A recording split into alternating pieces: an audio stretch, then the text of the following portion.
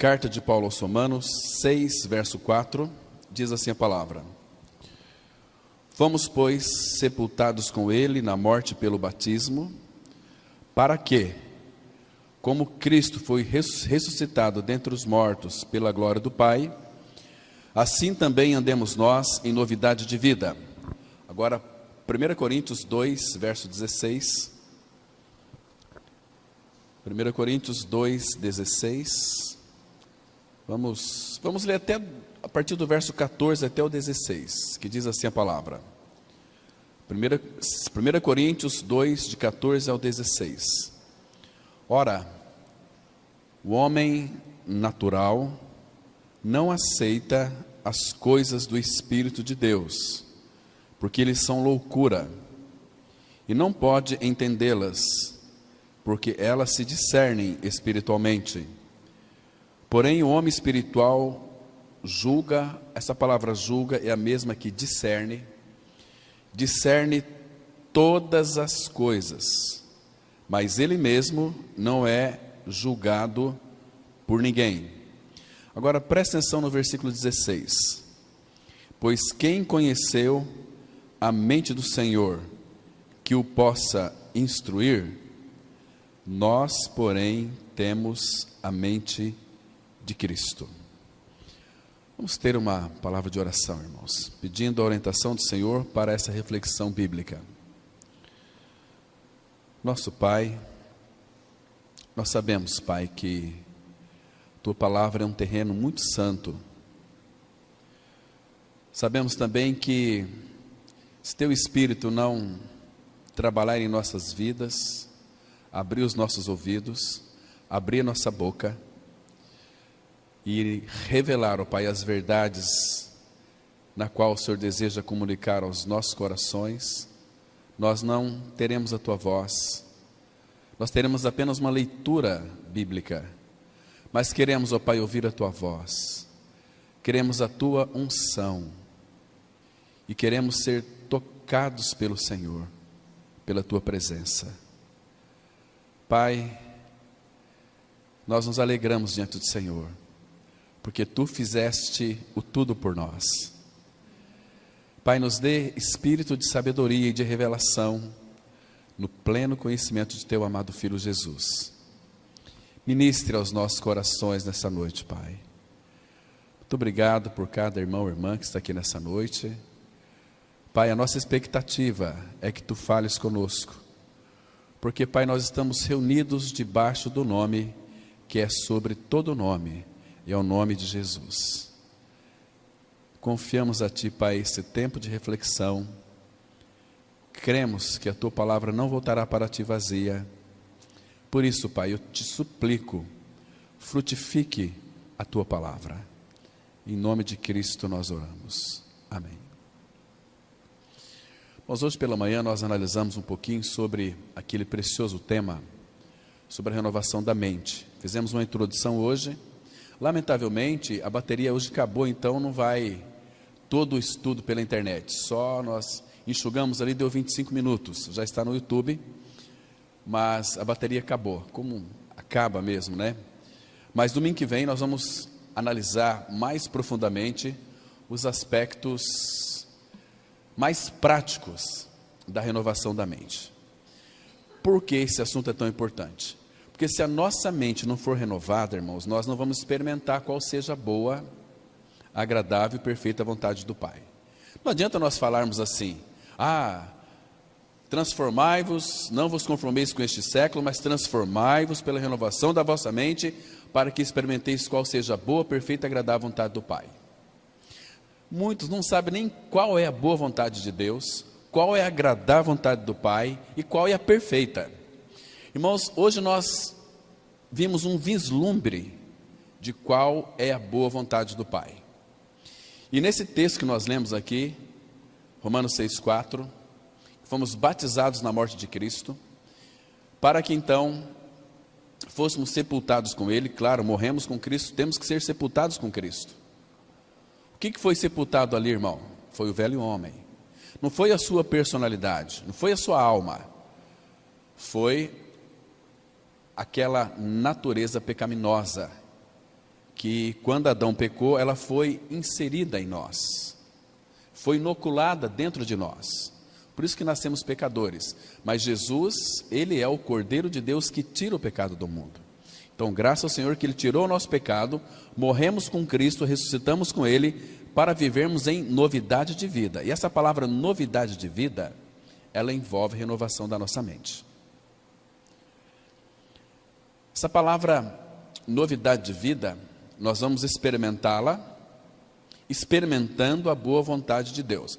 A boa vontade de Deus, hoje nós vimos um pouquinho, que o Senhor Jesus Cristo, Ele experimentou a boa vontade de Deus. Olha que interessante, Cristo é Deus de Deus, Ele se fez carne, Ele veio cumprir a vontade de Deus. A primeira boa vontade de Deus, que envolvia a nossa regeneração e a restauração de todas as coisas, 2 Coríntios 5,17. Mas vocês sabem que a boa vontade de Deus para o seu filho, sabe qual era? Irmãos, nós não temos noção do que isso significa. Qual era a boa vontade de Deus para o seu filho Jesus Cristo? É que Ele veio para morrer. Ele veio para cumprir a vontade do Pai, que é uma vontade boa. Mas, irmãos, parece uma loucura. Como que podemos dizer que a boa vontade do Pai para conosco envolveria a boa vontade do Pai para seu filho, levando ele à morte? Irmãos, para nós experimentarmos o primeiro estágio da transformação ou da renovação da nossa mente, temos que experimentar a boa vontade do Pai. A boa vontade do Pai, às vezes para nós, ela não é boa. Para Ele é boa. E a boa vontade dEle para nós é muito boa para nós. É que, se nós não tivermos uma mente renovada, nós não vamos saber que isto é a vontade de Deus para nós. E claro que é. Então depois Ele vai nos colocar em um segundo estágio, a agradável vontade de Deus. E depois tem outro estágio, a perfeita vontade do Pai. Quando o Pai então vai ter no seu Filho, em cooperação com a igreja, porque o que é a igreja? A igreja, ela é auxiliadora de Cristo. A igreja, ela é ajudadora idônea do Cordeiro. Essa é a igreja. Estão me compreendendo? Mas, queridos irmãos, e agora, aqui o apóstolo Paulo, ele está dizendo no versículo 16, quem conheceu a mente do Senhor, que o possa instruir. Porque, irmãos, existem muitas pessoas que querem ensinar Deus a ser Deus. Temos na Bíblia um exemplo aqui muito claro. Vocês se lembram de Ananias? Ananias, então, quando o Senhor se revelou a Paulo lá no caminho de Damasco, Atos 9. E vocês se recordam, irmãos, que Paulo ficou cego ali 3 dias, sem poder ver absolutamente nada, porque o esplendor da glória, a aparição do Senhor, a revelação de Cristo para Paulo o deixou cego, para que então, cego para este mundo, para que os seus olhos espirituais fossem abertos para toda a realidade espiritual. Então vocês se lembram, Paulo estava ali orando. O que Deus faz então? Deus chama Ananias e diz para Ananias, você vai lá, na rua tal, tem um homem chamado Saulo de Tarso, ele está orando. Vai lá. O que Ananias disse para o Senhor? Ele quis informar ao Senhor, quis ensinar Deus ser Deus. Ananias disse assim, Senhor, eu tenho ouvido de muitos, talvez o Senhor não saiba, mas tenho ouvido de muitos que este Saulo aí, ele tem perseguido a tua igreja, tem matado, tem açoitado, percebe? Então, mas Ananias foi lá, encontrou Saulo orando, e a primeira coisa que ele disse para Saulo foi o seguinte, Saulo, irmão, né? Irmão, que posição muito linda. Mas, irmãos, existem muitos que querem ensinar Deus a ser Deus. Por isso que nós vamos tratar domingo pela manhã sobre a questão da renovação da mente num aspecto muito prático. Hoje foi apenas uma introdução.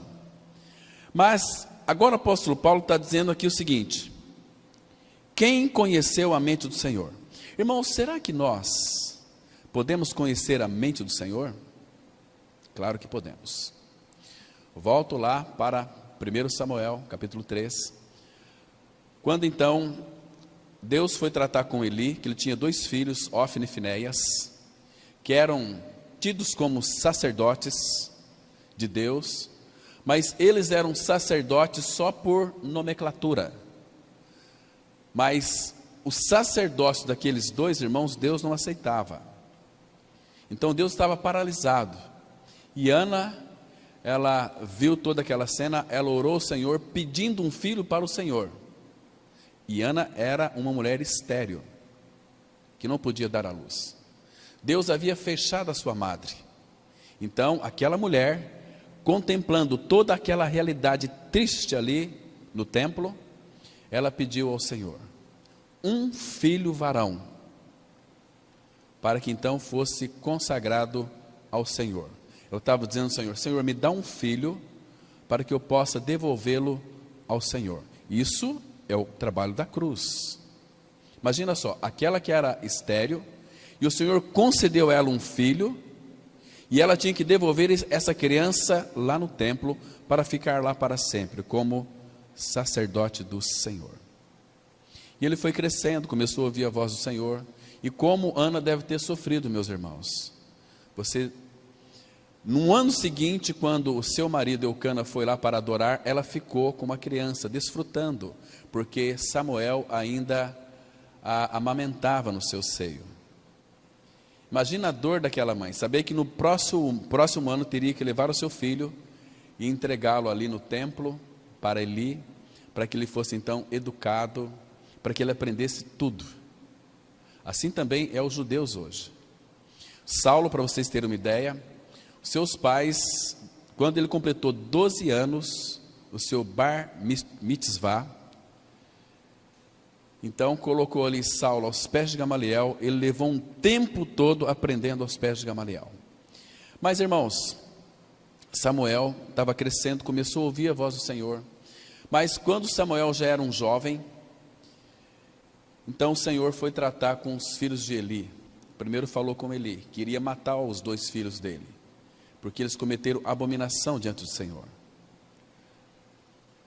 E aí o Senhor disse para Eli, dizendo o seguinte: olha, eu vou levantar um profeta para mim, que ele irá proceder segundo o que eu tenho na mente e no coração. Irmãos, então é possível nós sabermos o que o Pai tem na sua mente e o que o Pai tem no seu coração. Como? Primeiro que nós temos as Escrituras. Nas Escrituras Sagradas nós temos o falar de Deus. Quando Deus fala, nós podemos então conhecê-lo. Não apenas conhecê-lo, irmãos, mas podemos tocar o coração do Pai. Se o Pai encontrar em nós corações dispostos, corações que o ame, coração que o busque, coração que vive uma vida íntima com Ele. Vimos hoje pela manhã que o Senhor não fará coisa alguma sem antes revelar o seu segredo aos profetas. Seu segredo, Amós 3:7. Vimos também a evolução de uma vida com o Senhor, uma evolução sobre a questão da renovação da mente, que Ele deseja falar. Mas, irmãos, se nós não temos uma mente renovada, nós não vamos compreender muitas coisas. Somos filhos de Deus, nós cremos sim que o nosso homem velho foi crucificado com Cristo. Nosso pecado já foi crucificado e morto, porque a palavra fala em 1 João 3,8, que quem comete pecado é do diabo. Quem comete pecado é do diabo, 1 João 3,8. Mas, para isto, o Filho de Deus se manifestou, para destruir as obras do diabo. E foi na cruz do Calvário, no seu corpo santo, que o seu pecado, o meu pecado, a nossa nojeira toda foi colocada em Cristo, toda a nossa imundícia foi colocada em Cristo, e ali Ele deu fim no nosso pecado. Queridos, o Senhor Jesus ofereceu ao Pai a si mesmo. Ele ofereceu ao Pai o seu próprio corpo santo para ir para a cruz. E quando o nosso pecado foi colocado em Cristo, Deus o Pai julgou o meu e o seu pecado em Cristo. Pela fé nós estávamos em Cristo e ali nós somos julgados. Então, se nós já fomos julgados na cruz em Cristo, claro que a justiça foi feita e Deus ficou satisfeito. Por isso que nós podemos entender tão claramente aquele texto de Romanos 8:1. Romanos 8:1 fala assim: agora, porém, nenhuma condenação há para os que estão em Cristo Jesus. Porque Deus não pode nos julgar duas vezes. Ele nos julgou em Cristo. Fomos colocados em Cristo, o meu pecado e o seu pecado. Morremos com Ele. Então não tem mais julgamento para nós. Nenhuma condenação há para os que estão em Cristo Jesus. Irmãos, você conhece a mente do Senhor? Precisamos de ler as Escrituras, irmãos. Quando nós começamos a ter conhecimento da palavra de Deus, ninguém vai mais nos enganar. Ninguém vai mais trazer aí essas profetadas para nossa. Não, nós sabemos que temos um profeta que é o Senhor Jesus Cristo. E Pedro vai dizer o seguinte: aquele homem ou aquela mulher que não ouvir a esse profeta será eliminado do meio do povo. Deus disse para Moisés lá no Antigo Testamento, e ela foi reiterada através do apóstolo Pedro em Atos capítulo 3. Muito interessante. Irmãos, por favor, eu até quero que vocês vá comigo em Atos capítulo 3. Queria que vocês lessem isso aqui com bastante cuidado, prestassem bem atenção. Atos 3, versículo 22.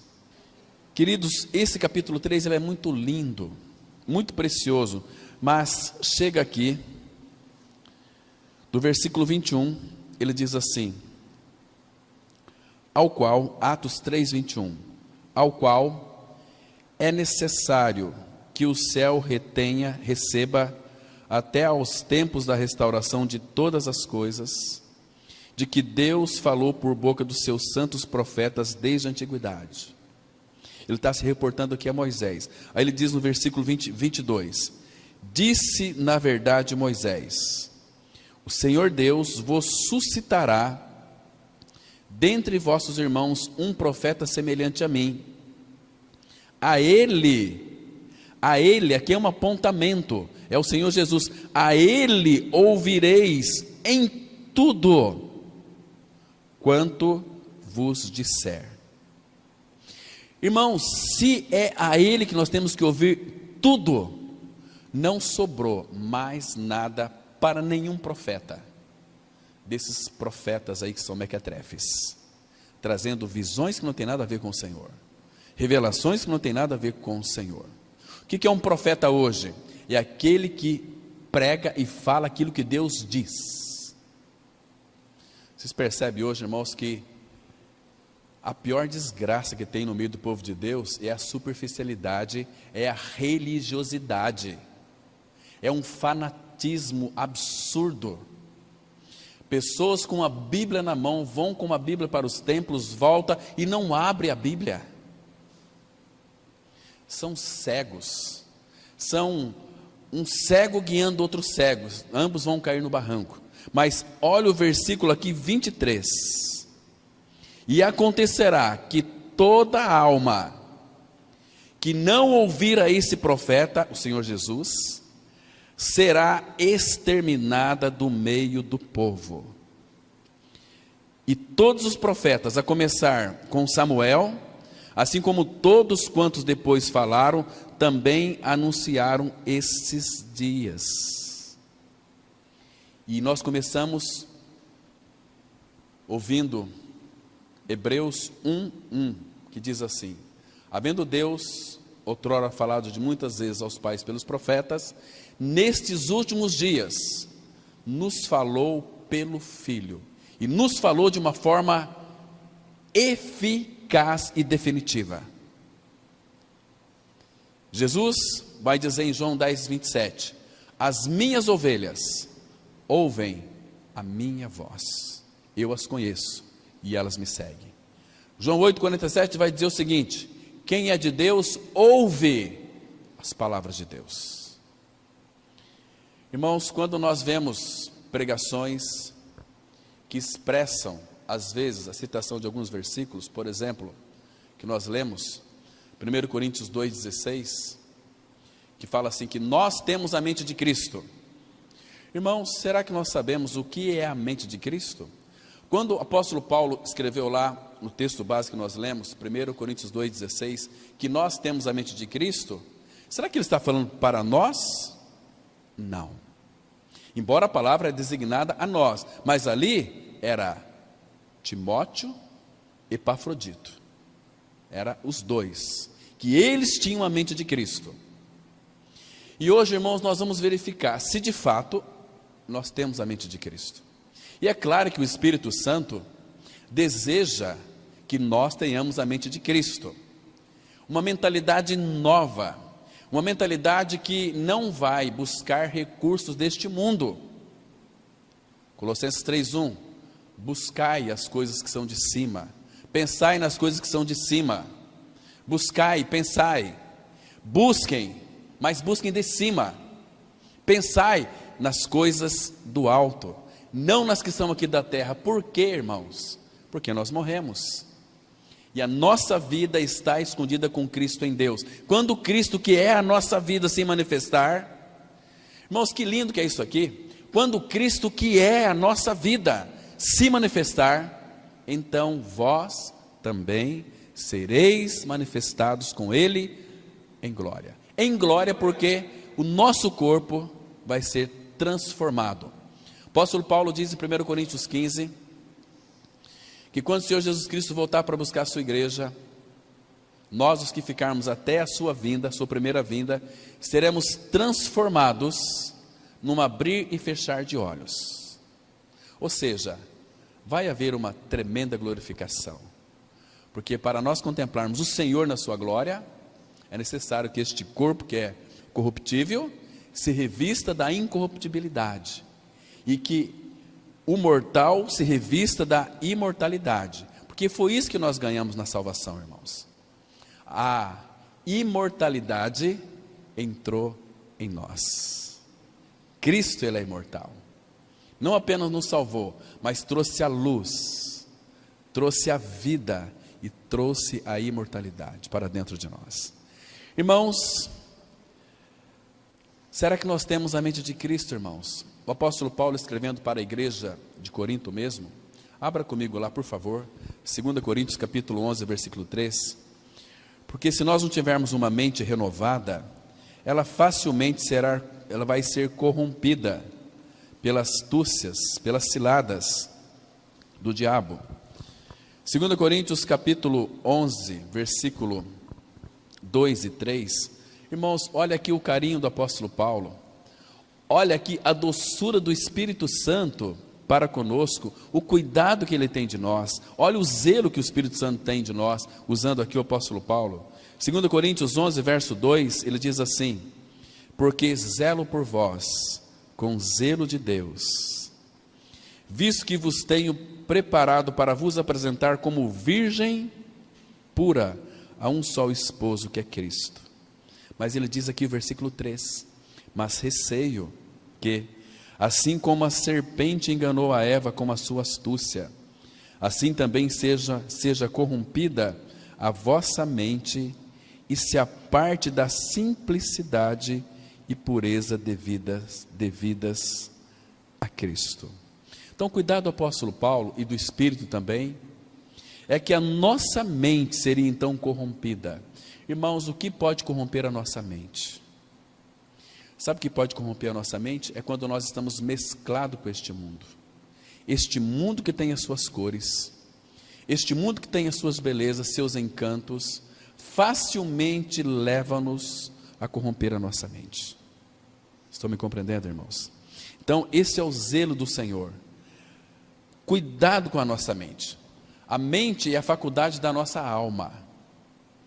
Porque quando nós recebemos a regeneração, as faculdades do Espírito irão trabalhar em nós.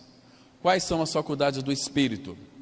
Comunhão, a consciência, e a intuição. A intuição é o falar direto de Deus ao nosso coração. Ao nosso coração não, ao nosso espírito.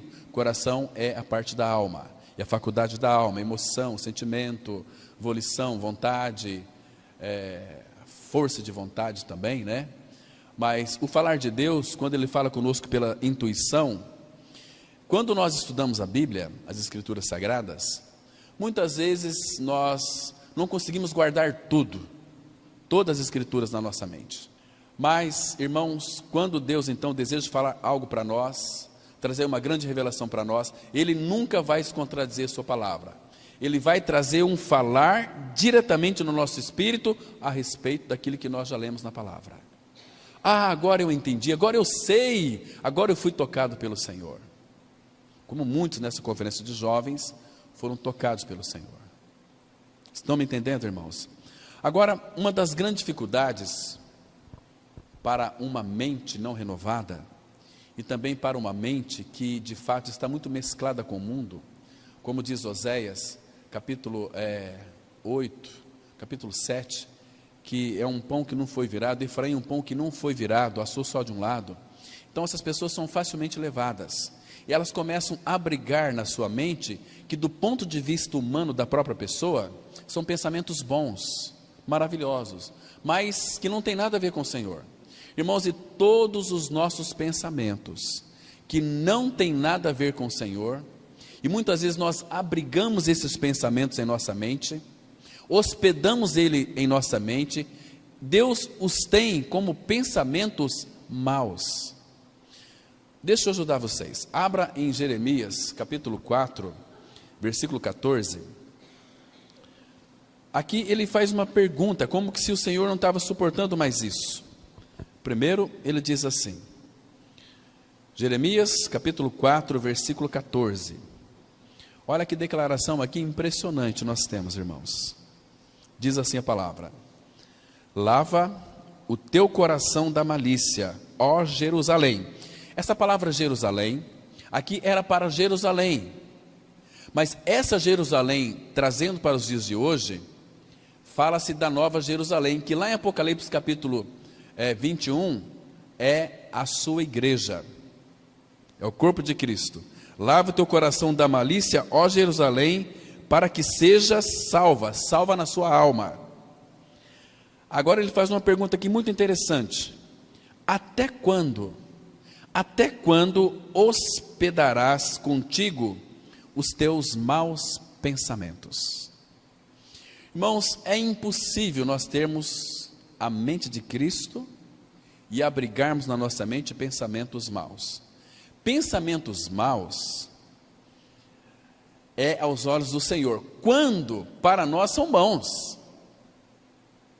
Sabe aqueles projetos que você faz e não leva Deus em conta? São pensamentos maus.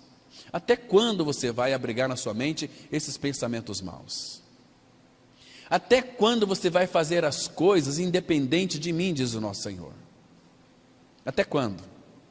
Agora, quando a nossa mente é tratada pelo Senhor, quando de fato nós temos a mente de Cristo, irmãos, o nosso pensamento, a nossa mente, ela irá trabalhar de acordo com a vontade do Pai, revelado nas Escrituras. Então aí nós vamos ter a mente de Cristo. O que é ter a mente de Cristo? Falando sinceramente, será que você tem a mente de Cristo? Mas a gente vê muitas pregações, né? Nós temos a mente de Cristo. Quem tem a mente de Cristo aí, dá glória a Deus, irmão. Aí vai os bestas da glória a Deus, sem saber que é mente de Cristo. Que absurdo é isso? Irmãos, nós temos que parar de ser conduzidos por mentes carnais. São aquelas coisas que induzem as pessoas a dar glória a Deus quando você não foi tocado pelo Senhor. Por exemplo, eu já vi, irmãos, cada coisa triste. Não estou criticando, irmãos, estou falando daquilo que, segundo o meu entendimento na palavra. Quem está sentindo aqui a presença de Deus, dá glória a Deus. Aí todo mundo, glória a Deus, aquela coisa toda. Queridos, você deu glória a Deus porque foi estimulado pelo homem. Vamos abrir as nossas Bíblias em Jeremias, tal. Quem encontrou, diga amém. Meu Deus, o que significa a palavra amém? O que é o amém? O amém é Ele. Ele é o amém, o Senhor Jesus. Então, quando nós falamos amém para qualquer coisa, significa que nós não temos a mente de Cristo. Significa que nós estamos dando amém porque o homem me induziu a falar amém. Quem achou, diga amém, amém. Aí, vamos começar o culto. Está aqui todo mundo conversando. E amém, irmãos, amém, irmãos. Espera aí, o que está acontecendo? Reverência. Reverência. As nossas reuniões da igreja poderia ter mais proveito se quando nós viéssemos para as reuniões, sentássemos no banco e orássemos, ou então lêssemos um versículo da palavra e pedíssemos para que o Senhor falasse conosco. Estão me compreendendo? Nós não podemos ser induzidos por cabeças de minhoca. Quando somos tocados pelo Senhor, pela palavra, podemos dizer, glória a Deus. Alguns dá glória a Deus alto, outro dá glória a Deus bem baixinho, não importa. Importante que a palavra te tocou. Importante que o Senhor falou ao seu coração. Aí você pode falar amém. Quando você está louvando o Senhor aquele cântico, quando acaba aquele cântico, aquela palavra falou ao seu coração, graças te dou, Pai, amém por esse cântico. Que podemos entoar cânticos a Ti. Os cânticos não são para o nosso elevo espiritual.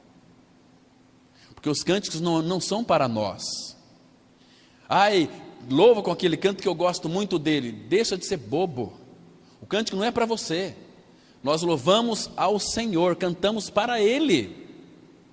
Claro que no meio do louvor, a palavra fala que Deus habita no meio dos louvores. E quando nós louvamos ao Senhor, no louvor existe uma coisa chamada libertação. Ele também liberta através do louvor, quando as letras das canções são coerentes com a sua palavra. Hoje em dia, dentro das Assembleias do Senhor, tem agora até o funk gospel. Como é que Deus está olhando para isso? Tem agora aí a balada gospel. Queridos, você vai nesse show gospel, não sei quem que perde tempo para ir nesses lugares. É uma guitarra ensurdecedora, é um barulho. Se você ler Amós, você vai ver Deus dizendo o seguinte: olha, eu estou cansado do estrépito, do barulho dos teus instrumentos. Eu não posso associar, eu não posso receber isso de vocês, porque está muito mesclado com o mundo. Amós vai dizer isso, capítulo 4. Irmãos, que tristeza, o que estão fazendo com a igreja do Senhor? As pessoas estão totalmente perdidas, há tanto desalinho no louvor, na pregação, nas orações. E aí nós temos a mente de Cristo. Queridos, vamos ver se de fato nós temos a mente de Cristo. Abra sua Bíblia, por favor, em Colossenses, capítulo 2, versículo 18 e 19. Primeiro, para ter a mente de Cristo, nós temos aqui uma declaração muito importante do apóstolo Paulo, irmãos. Diz assim, Colossenses 2, 18 e 19. Ninguém, quando fala ninguém, é ninguém mesmo. Ninguém se faça árbitro contra vós outros. O que Paulo está dizendo aqui? Ninguém se faça árbitro contra vós outros. Olha aqui, você está agindo de uma forma errada, irmão. Eu aprendi assim, na minha tradição. É assim, assado. Não, pera aí. Você não vai ser o meu juiz. Eu tenho um juiz que vai me orientar, que vai me julgar. Porque quem me julga é o Senhor, não é o irmão. Ninguém se faça árbitro contra vós outros, pretextando humildade e culto dos anjos, baseando-se em visões, enfatuado, sem motivo algum, na sua mente carnal. E a mente carnal não discerne, não aceita as coisas do Espírito de Deus. Olha o versículo 19, irmãos. E não retendo a cabeça. O que é reter a cabeça, irmãos? É você conservar uma mentalidade cristã. É você guardar aquilo que foi revelado ao seu coração.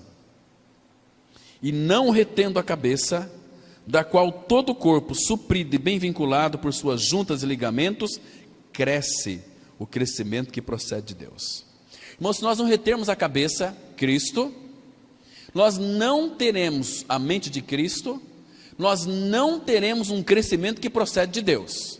Nós vamos ter um crescimento segundo a nossa mente, que é uma mentira de verdade mesmo. Porque se você confiar na sua mente, Jeremias 17 vai dizer o seguinte: maldito todo homem que confia no homem, que crê que a sua maneira de adorar o Senhor, de pregar, de viver, de ter a mente de Cristo, é segundo o seu conceito religioso. Não, é segundo uma mentalidade cristã. E a mentalidade de Cristo em nós, Cristo, eu não tenho dúvida que aquele que creu na sua morte e ressurreição com Cristo, Cristo é a sua vida. Mas, queridos, se Cristo é a sua vida, você tem a mente de Cristo? O que é a mente de Cristo?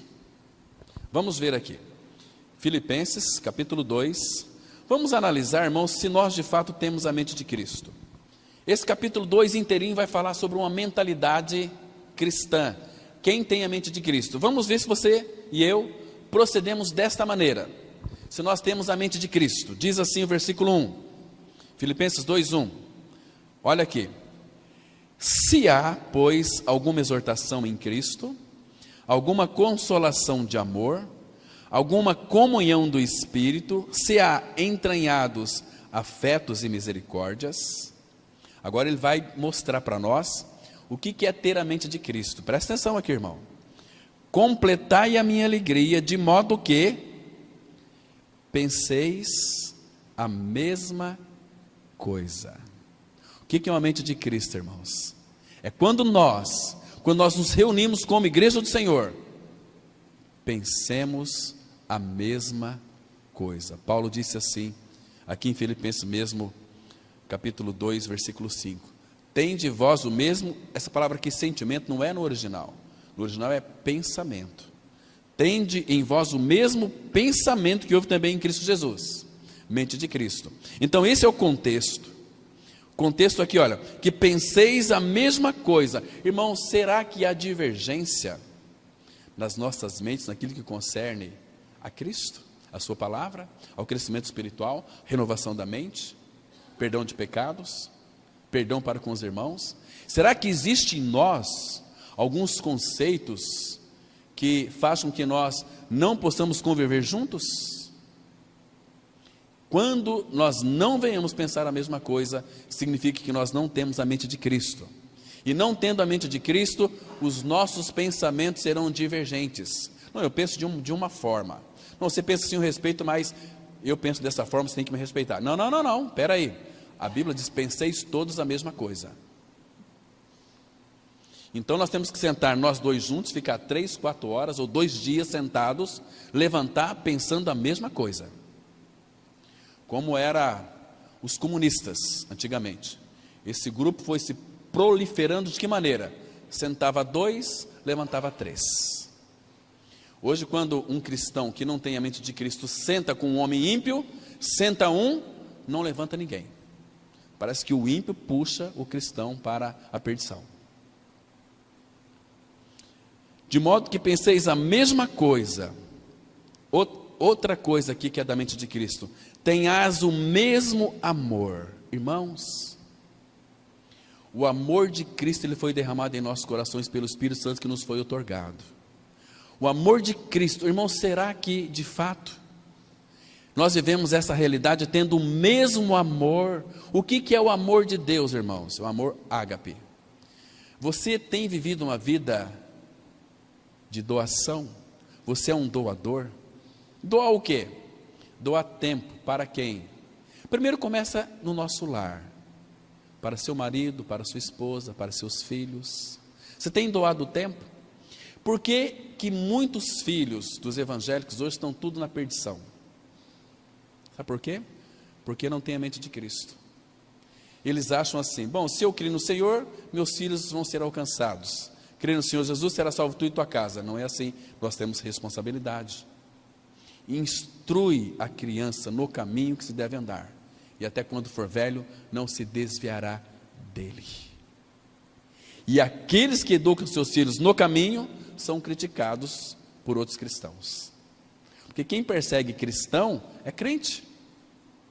Sabia? O Senhor Jesus foi ferido na casa dos seus amigos, né? Tendo o mesmo amor.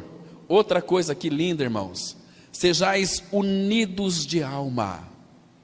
Unidos de alma, irmãos. O que é alma? Mente, vontade, emoção, coração, volição. Nós temos sido unidos de alma.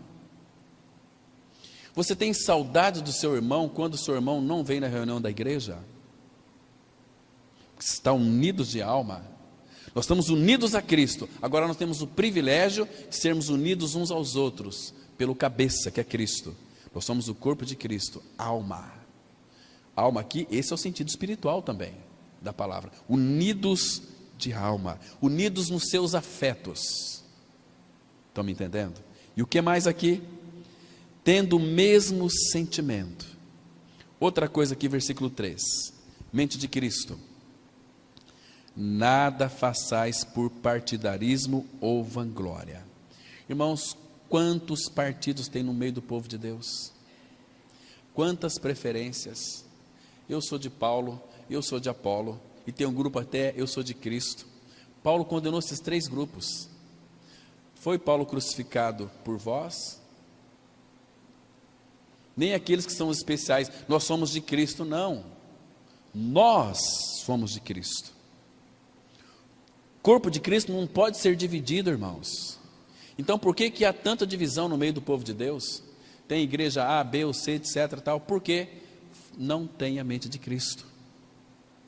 Vivem assim: bom, eu creio dessa forma, quem crê igual eu creio, sejam meus seguidores. Então vamos abrir lá uma igrejinha, né? Então está o pessoal ali que se congregam.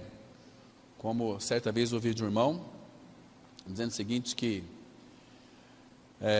numa grande comunidade resolveram fazer um culto dos lava-pés. Aí fizeram aquele grande culto. Aí, mas antes de ter o culto, mas seguinte, nós vamos lavar o pé direito ou o pé esquerdo? Não, tem que ser o direito, não tem que ser o esquerdo. Aí houve uma divisão.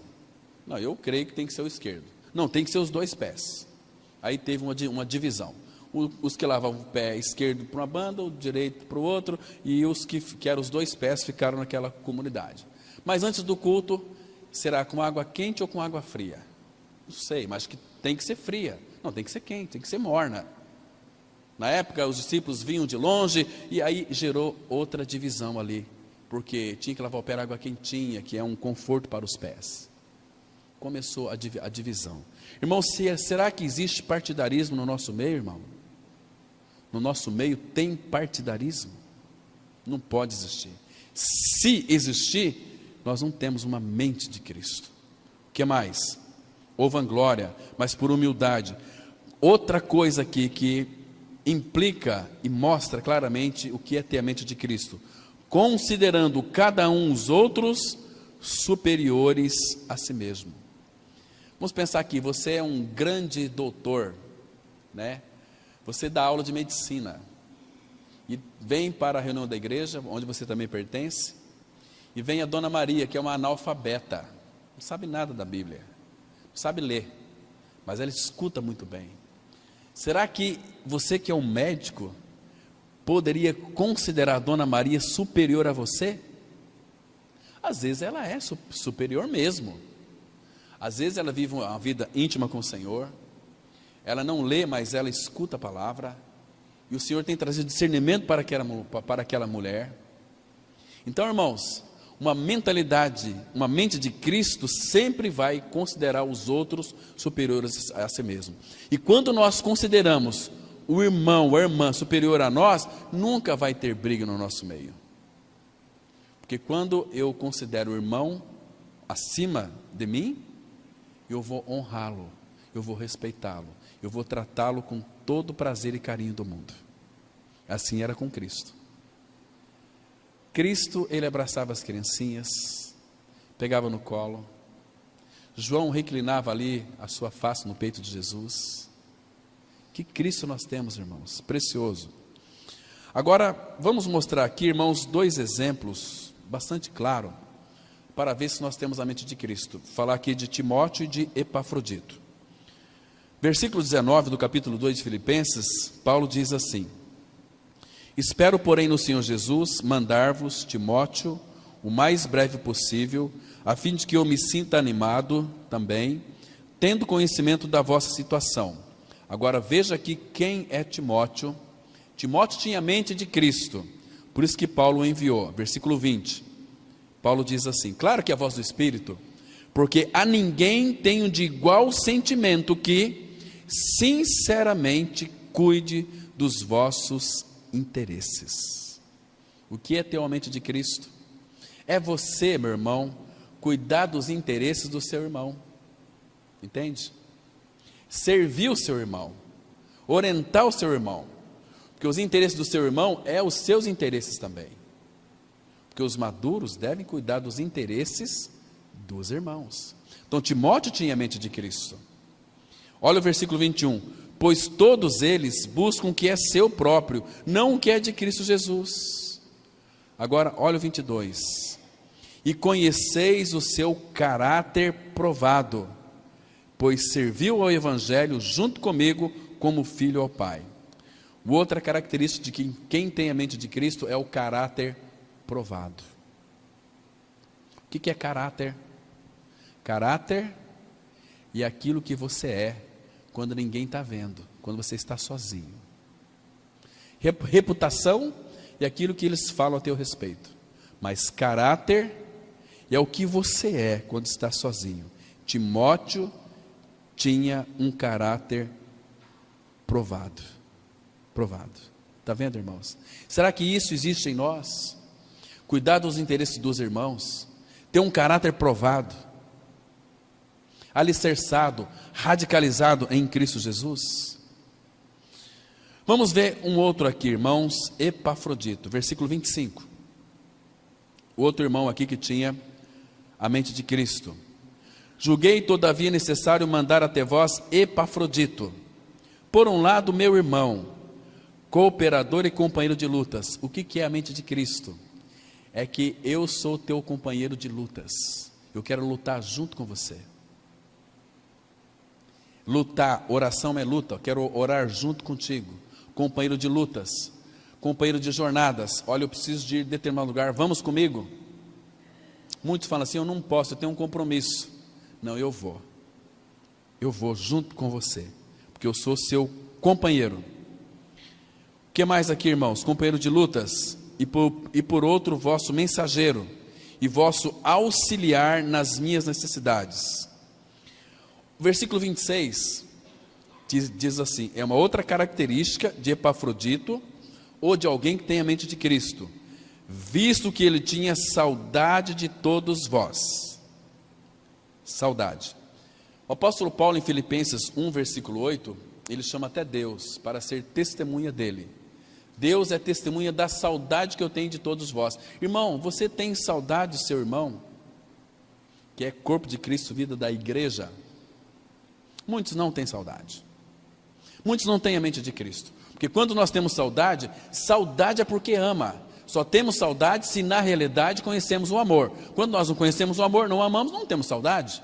Para mim veio como veio, aí a gente fala assim com uma linguagem bem assim espiritual, né? Bom, a salvação é pessoal, ela é individual. Então cada um vai ter que dar conta de si mesmo a Deus. Sim, mas nós temos contribuição. Você sente saudade? Uma outra coisa aqui, olha que lindo, irmão, isso aqui toca muito o meu coração. Versículo 26, visto que ele tinha saudade de todos vós, e estava angustiado, porque ouvistes que adoeceu. Queridos, Epafrodito ficou angustiado, porque ele ouviu que os filipenses soube que ele estava doente. Ele ficou angustiado. Irmão, é mais ou menos assim, a mente de Cristo. Você está enfermo, está sofrendo, um sofrimento terrível, de repente um câncer. Mas eu não quero que ninguém saiba do meu câncer. Por quê? Porque se eu falar para os meus irmãos que me amam vão sofrer por minha causa. Eu não quero que os meus irmãos sofram. Vocês entenderam o que é a mente de Cristo? Porque Epafrodito ele estava angustiado, porque ouviste que adoeceu. Isso é ter a mente de Cristo. Eu não quero ver os meus irmãos sofrendo por causa de mim. Isso é ter a mente de Cristo. E nós sofremos, irmãos. Quando nós soubemos que tem um irmão doente, se nós temos a mente de Cristo, nós vamos sofrer. Porque Jesus é aquele que se compadece. Jesus é aquele que sofre junto conosco. E aquele que pega junto conosco nas nossas orações. Abra sua Bíblia, já estou encerrando. Romanos, capítulo 8, versículo 26. Veja aqui, irmãos, Romanos 8, verso 26, a palavra diz assim: olha o ministério do Espírito, que lindo que é, irmão. Diz assim, 8:26 de Romanos: também o Espírito semelhantemente nos assiste. Essa palavra assiste no original significa dar ajuda, ou pega firme junto conosco. Semelhantemente, também o Espírito semelhantemente nos assiste aonde? Em nossa fraqueza. Porque não sabemos orar como convém, mas o mesmo Espírito intercede por nós sobremaneira com gemidos inexprimíveis. Nós temos um intercessor, irmãos, por nós, Espírito Santo. Nós temos um outro intercessor por nós também, sabe quem é? O nosso sumo sacerdote, que chama Jesus. Olha o versículo 34 aqui. Quem os condenará? É Cristo Jesus quem morreu, ou antes, quem ressuscitou, o qual está à direita de Deus, Jesus, né? E também intercede por nós. Irmãos, como é gostoso saber que o meu Senhor Jesus, não é apenas meu Senhor, mas Ele é meu Salvador. E o meu Salvador intercede por mim, intercede por você. E o que Ele fala para o Pai a teu respeito? Qual é a oração do Filho a teu respeito?